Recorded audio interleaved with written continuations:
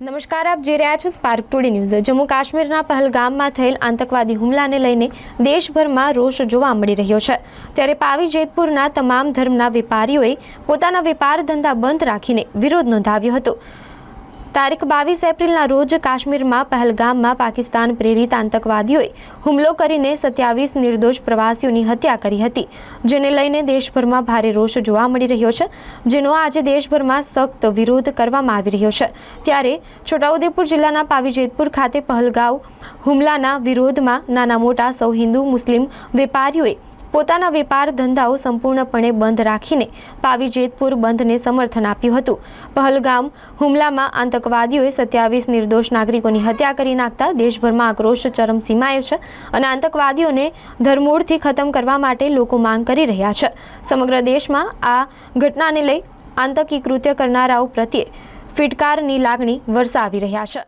ગત 22 તારીખના રોજ જમ્મુ કાશ્મીરના પહેલગામમાં આતંકવાદીઓ દ્વારા નિર્મમ 26 થી 27 ભારતીય સહેલાણીઓની જે હત્યા કરવામાં આવી છે, એને અમો જેતપુર પાવી ગામના સમગ્ર ગામના લોકો વખોડીએ છે અને એના વિરોધના અંદર અમોએ સમગ્ર જેતપુર બંધનું આજે એલાન આપ્યું છે અને અમને સજ્જડ બંધનું એલાન આપ્યું છે અને અમારું જેતપુર પાવી આજે સજ્જડ બંધ છે।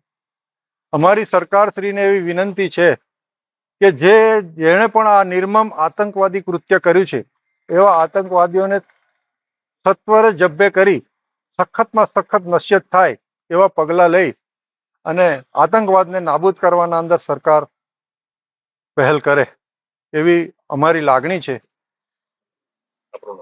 ઇકબાલ રેન્જર, જેતપુર પાવી। ભારત દેશના મસ્તક સમાન એવા જમ્મુ કાશ્મીરના પહેલગામની અંદર તારીખ 22ના રોજ આતંકવાદી હુમલાની અંદર અંદાજે 27 જેટલા ભારતીયોને જાન ગુમાવ્યા છે।